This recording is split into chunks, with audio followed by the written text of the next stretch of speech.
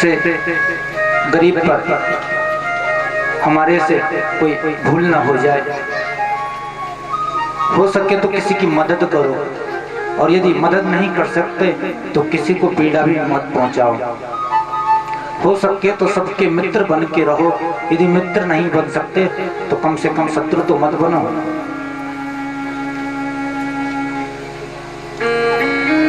तो सुदामा जी महाराज जैसे तैसे अपना जीवन यापन कर रहे हैं।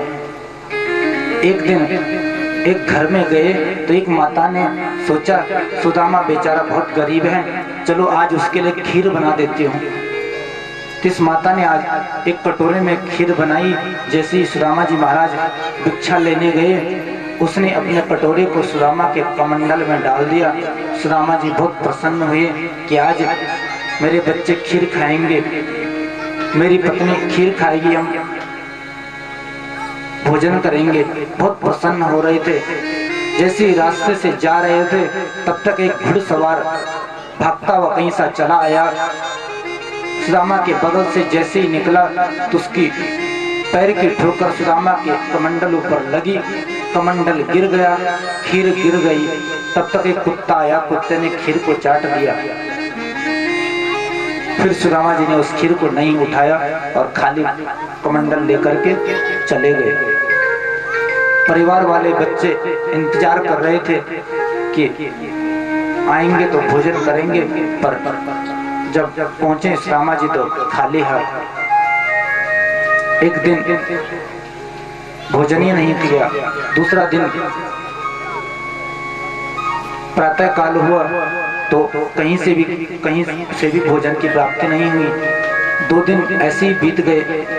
बच्चों को बहुत भूख लगी। माता से कहा कि माता भोजन दे दो।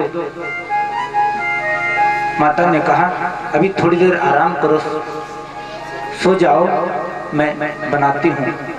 जैसे तैसे बालकों को सुला दिया। फिर थोड़ी देर में उठे माता भोजन। सुशीला ने सोचा अब तो कुछ करना ही पड़ेगा, तो उसने एक पतीले में पानी चढ़ा दिया चूल्हे के ऊपर से ढक्कन ढक दिया और बच्चों से कह दिया कि अभी बन रहा है, तुम थोड़ी देर लेट जाओ, आराम कर लो। बच्चे सोए हैं। फिर थोड़ी देर में पूछते हैं मैया भोजन। तो सुशीला ने कहा कि अभी बन रहा है। सांत्वना जैसे जैसे देती है। बच्चों को नींद भी नहीं आती। नींद कहाँ से आए? पेट में कुछ हो तब तो नींद आए, खाली पेट लेटे हैं। जब थोड़ी देर में बच्चों से नहीं रहा गया, गए देखा कि माता क्या बना रही है। जब ढक्कन खोला तो उसमें केवल पानी ही पानी। समझ गए कि कुछ है नहीं, कहाँ से भोजन करेंगे हम। एक दिन बीता, 2 दिन बीते, ऐसे ही दिन व्यतीत हो रहे हैं। तो गरीबी से इतना बुरा हाल है सुदामा जी महाराज का।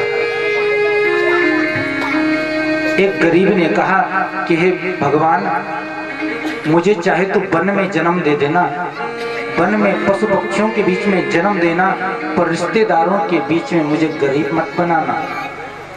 क्योंकि रिश्तेदारों के बीच में अगर कोई गरीब हो गया तो फिर सब उससे कन्ने काटते हैं, बात नहीं सुनते।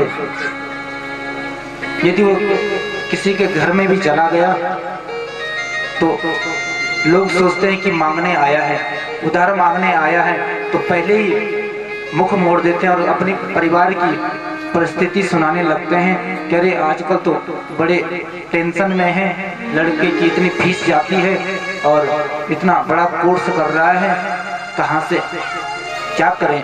तो पहले ही वो अपनी परिस्थिति सुना देता है कि कहीं मेरे से मांग ना ले। ये दशा होती है गरीब की।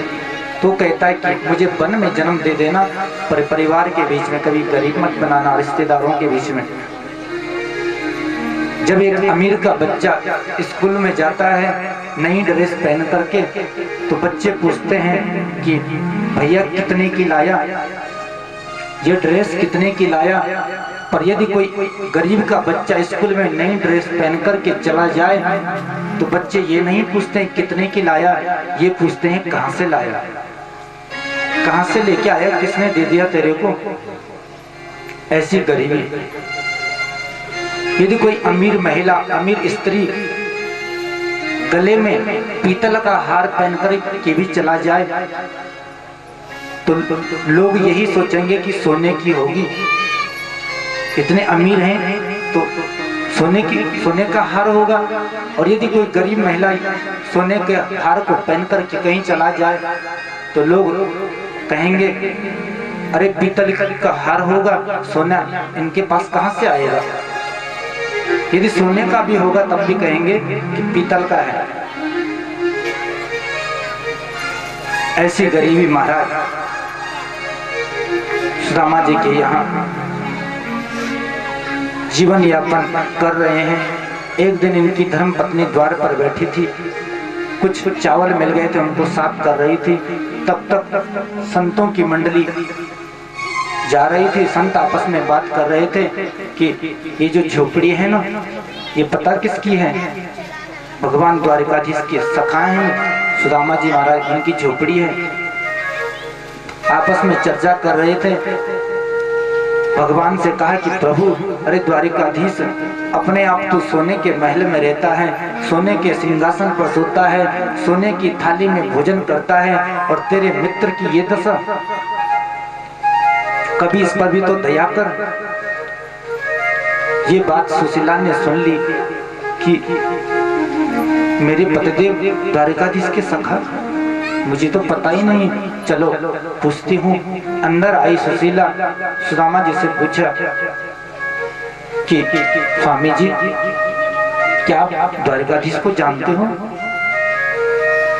बोले हाँ, वो मेरा बचपन का मित्र है, हम दोनों विद्यालय में एक साथ ही अध्ययन करते थे। अरे आपने मुझे आज तक बताया नहीं। देवी क्या बताना था, बस ऐसे ही। तो क्यों ना अपने सखा से, अपने मित्र से एक दिन मिलने चले जाओ। अगर तुम जाओगे ना उनके पास तो बहुत सारा धन देंगे। दास्यते द्रविणं भूरि सीदते ते कुटुंबिने। बहुत धन मिलेगा वहां से, फिर हमें कभी मांगने की आवश्यकता नहीं पड़ेगी, जीवन उसी से यापन हो जाएगा। एक बार चले जाओ ना उनके पास। सुदामा जी ने कहा, अरे बावरी, बहुत वर्षों बाद अपने मित्र के पास जाऊंगा तो धन मांगने जाऊंगा, मैं कभी नहीं जा सकता। सुशीला सुदामा के स्वभाव को जानती है कि तो बड़े कट्टर हैं, अपने सिद्धांत से हटने वाले नहीं। अगर मैंने यदि कहा कि चले जाओ, वो तुम्हें धन देंगे, तो ये कभी नहीं जाने वाले। तो सुशीला ने फिर कहा कि स्वामी जी, आपके मित्र हैं, बचपन के सखा हैं, अरे मत मांगना, कम से कम मिलने तो चले जाओ, उनके हाल समाचार तो पूछ लो। एक बार चले जाओ ना उनके पास। बहुत भेजने का प्रयास किया सुशीला ने, तो सुदामा जी महाराज तैयार हो गए। पर कहा, सुशीला, मेरे को बहुत वर्ष हो गए, उससे नहीं मिला, बड़ा हो गया होगा, विवाह हो गया होगा, बच्चे होंगे, तो यदि मैं उसके घर में जाऊंगा, बच्चे होंगे, तो कुछ तो ले जाने को होना चाहिए ना अपने पास। यदि मैं गया खाली हाथ तो बच्चे कहेंगे कि ताऊ जी आए, ताऊ जी आए, ताऊ जी लाए क्या? देवी, कुछ तो होना चाहिए ले जाने के लिए। सुशीला ने कहा, नाथ, यदि घर में कुछ होता तो मैं आपको क्यों भेजती, मैं आपको क्यों भेजती उनके पास? सुदामा जी ने कहा, नहीं, अगर ले जाने के लिए कुछ नहीं है तो मैं कभी नहीं जाऊंगा। देखिए सुदामा जी महाराज कितने दयालु और कितने दानी स्वभाव के, कि घर में कुछ भी नहीं है फिर भी देने का विचार कर रहे हैं। एक अन्न का दाना नहीं, फिर भी देने की भावना मन में है। सुशीला ने सोचा कि कुछ करना पड़ेगा। पड़ोस में गई, 4 घरों से 4 मुट्ठी चावल मांगे। और कहा पड़ोसन से कि बहन, मेरे स्वामी जी द्वारिका जा रहे हैं, वहां से वापस लौटेंगे तो मैं तुम्हारी चावल की मुट्ठी दुगनी करके वापस दे दूंगी। तो सभी ने 4 मुट्ठी चावल दे दिए। घर में लेके आई, सोचने लगी कि किसी पोटली में बांधूं। घर में चारों तरफ ढूंढा पर कहीं कोई कपड़ा नहीं मिला।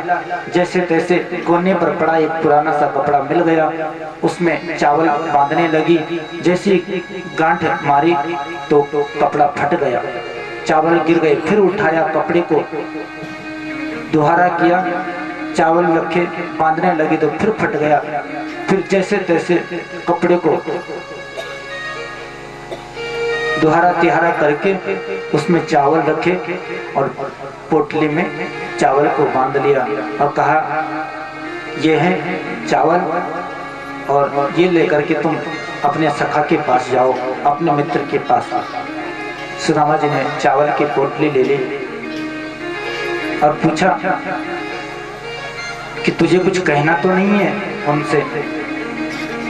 तो सुशीला ने कहा कि मेरी एक ही बात उनसे कहना, मेरा एक संदेश उनको जरूर सुना देना, अपने मित्र को। क्या? कि 1 मास 2 पाख में 2 एकादशी होय, मेरे घर गोपाल जू नित्य एकादशी होय, नित्य एकादशी होय। कहना उनसे कि प्रभु, आपके भक्त महीने में 2 एकादशी का व्रत करते हैं, पर हमारे यहाँ तो रोज एकादशी है, रोज एकादशी का व्रत है, क्योंकि कुछ खाने के लिए है ही नहीं तो व्रत ही समझो। इतना संदेश उनको जरूर सुना देना। सुदामा जी महाराज निकल पड़े घर से। यह है धर्म पत्नी सुशीला, जो अपने पति को धर्म के मार्ग पर प्रवृत्त कर रही है, भगवान के पास भेज रही है। चल पड़ी सुदामा जी महाराज अपनी कुटिया से निकल करके रास्ते में हरि नाम का गुणगान करते हुए, भगवान नाम का उच्चारण करते हुए जा रहे हैं सुदामा जी महाराज।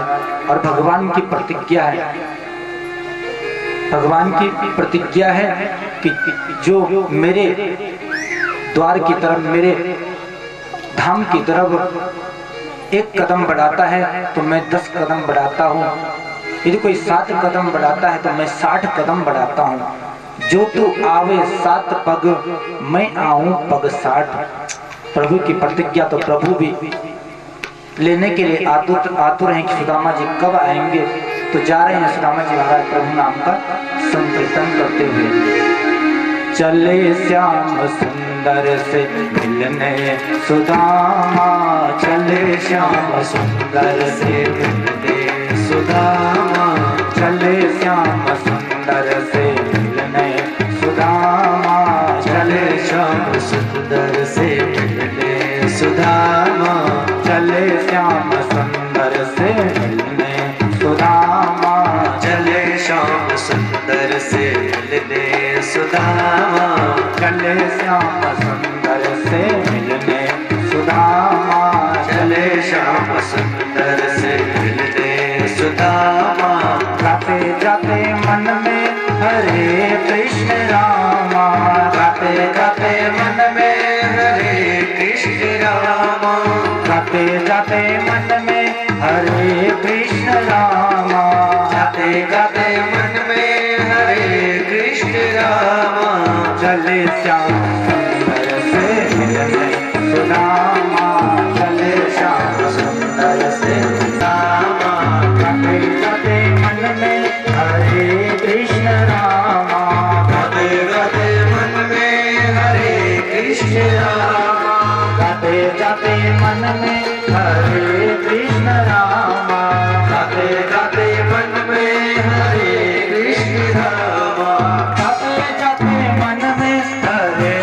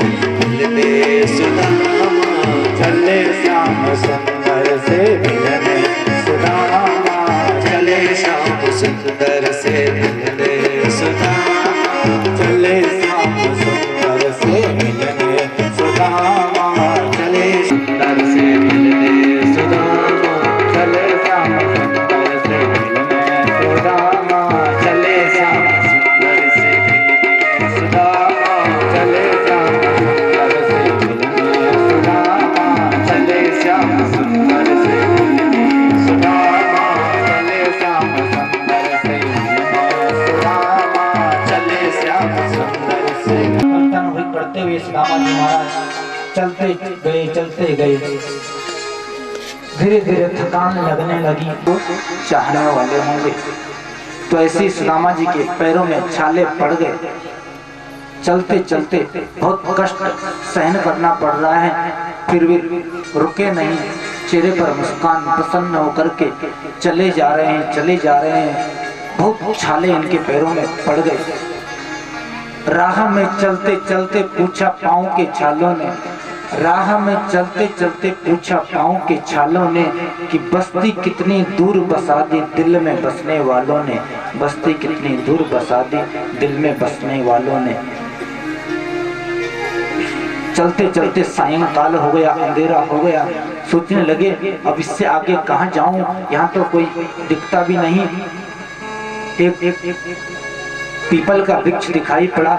सोचने लगे चलो यहीं पर आराम करता हूँ। जैसे ही लेटे तो मन में विचार करने लगे अब मैं यहाँ से आगे नहीं जा पाऊंगा, मेरी इतनी सामर्थ्य नहीं, शरीर अब साथ नहीं दे रहा है। प्रातः काल होगा तो वापस लौट जाऊंगा, मैं नहीं जा पाऊंगा। विश्राम करने लगे, निद्रा आ गई। उधर द्वारिकाधीश प्रभु को पता लग गया कि मेरा मित्र मेरे से मिलने आ रहा है। योग माया को आदेश दिया। योग माया बोले जी महाराज जाओ, मेरा मित्र मेरे से मिलने आ रहा है, उसको तुम उठा करके द्वारिका में ले आओ। योग माया चल पड़ी, सुदामा जी महाराज को वहां से उठाया और द्वारिका में ला करके रख दिया। जैसे रात्रि ढली, प्रातः काल हुआ, सूर्योदय हुआ, द्वारिका में मंदिरों में सब आरती कर रहे हैं, पूजा कर रहे हैं। घंटा घड़ियालों की आवाज सुनाई पड़ रही है और उस आवाज से सुदामा की नींद खुल गई। सोचने लगे अरे मैं तो जंगल में सोया था, पीपल के वृक्ष के नीचे, पर अब मैं कहाँ आ गया, ये आवाज कहाँ से आ रही है। जैसे ही सूर्य की किरण आंखों पे पड़ी तो आंखें भी खुल गई, नेत्र खुल गए। चारों तरफ दृष्टि डाली तो महल ही महल दिखाई पड़े। आश्चर्य में डूब गए सुदामा जी महाराज। तब तक एक राही जा रहा था, उस राही से पूछा कि भैया मुझे द्वारिका जाना था, आपको पता है कि द्वारिका रास्ता कहाँ से है। उसने कहा अरे आप द्वारिका में ही खड़े हो, ये द्वारिका ही है। अच्छा ये द्वारिका है, पर मैं द्वारिका में आ कैसे गया। अच्छा तो इस द्वारिका में मेरा बचपन का सखा रहता है, मेरा बचपन का सखा कन्हैया रहता है। कन्हैया बोले उसका पूरा पता बताओ, पूरा एड्रेस बताओ, गली नंबर, मोहल्ला नंबर, तभी तो पता पड़ेगा। बहुत बड़ो नाम है गयो। तब कहाँ रहते हो तुम्हारे द्वारिकाधीश। अरे चले जाओ, जितने भी महल दिख रहे हैं पंक्तिबद्ध सब उन्हीं के हैं, किसी भी महल में प्रवेश कर लो, सब उन्हीं के हैं। सुदामा जी महाराज चल पड़े। चलते चलते एक महल में प्रवेश कर दिया जो कि रुक्मिणी का था। भागवत के अनुसार सुदामा जी सीधा अंतपुर तक चले गए, पर प्रसिद्ध है नरोत्तम दास का पद। जैसे ही द्वार पर पहुंचे तो द्वारपालों ने रोक दिया। अंदर जाने लगे, द्वारपालों ने रोका, कहाँ जाते हो। बोले मुझे अपने मित्र से मिलना है। अपने मित्र से? कौन है तुम्हारे मित्र? बोले आपके जो राजा हैं द्वारिकाधीश